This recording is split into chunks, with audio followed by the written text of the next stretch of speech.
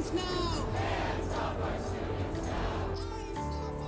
Now! Release Mahmoud Khalil now! Release Mahmoud Khalil now! Release Mahmoud Khalil now! US President Donald Trump made bold and controversial comments on Monday about the arrest of Mahmoud Khalil, a Palestinian activist and recent Columbia University graduate.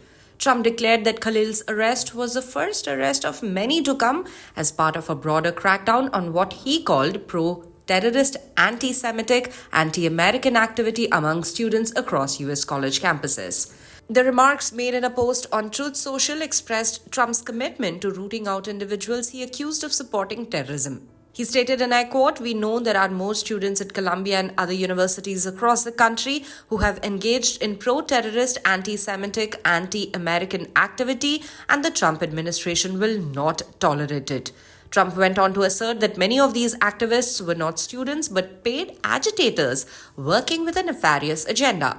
The White House amplified Trump's comments with a controversial post on X that simply stated Shalom Mahmoud, using the Hebrew word for goodbye. This message, alongside Trump's rhetoric, was met with widespread backlash from free speech advocates and civil rights groups. Khalil, a permanent US resident and green card holder, was arrested by federal immigration authorities over the weekend. The 26-year-old activist, who grew up in a Palestinian refugee camp in Syria, was a key figure in the pro-Palestinian protests at Columbia University last year. He served as a lead negotiator for the Gaza Solidarity Encampment, working to mediate between students and university administrators. Mahmoud's wife, who's 8 months pregnant with their child, was present during his arrest. The arrest was reportedly carried out by U.S. Immigration and Customs Enforcement, that is ICE agents, on Saturday night after the U.S. State Department ordered the revocation of his green card. According to reports, ICE agents entered Khalil's university apartment building, located just a few blocks from Columbia's main campus in New York City, and took him into custody. Just a day before his arrest, he had reached out to Columbia University for help, explaining that he was a target of a dehumanizing doxing campaign led by Columbia affiliates. In an email sent to university's interim president Katrina Armstrong, Khalil urgently requested legal support and protection, fearing for his safety.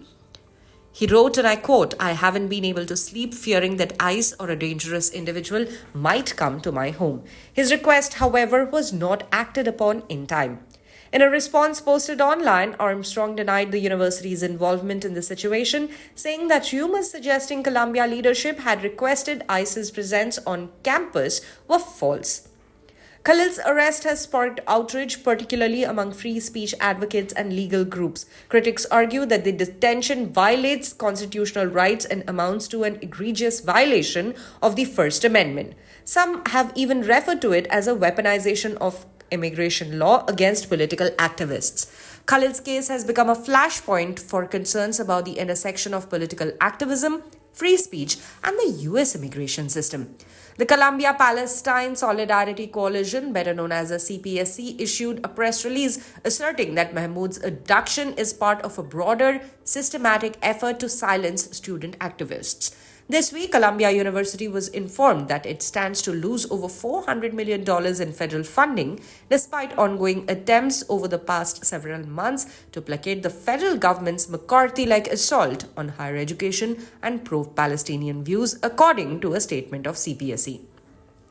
Khalil was initially thought to have been taken to an immigration detention facility in New Jersey, but his wife later confirmed she could not locate him there. By Monday morning, it was confirmed that he was being held at the La Salle detention facility in Louisiana. As the legal battle intensifies, a judge has set a hearing for Wednesday in Manhattan Federal Court to consider Khalil's challenge to his detention. The case has already drawn widespread attention, with many fearing that it could set a dangerous precedent for the treatment of activists and political dissent in the United States.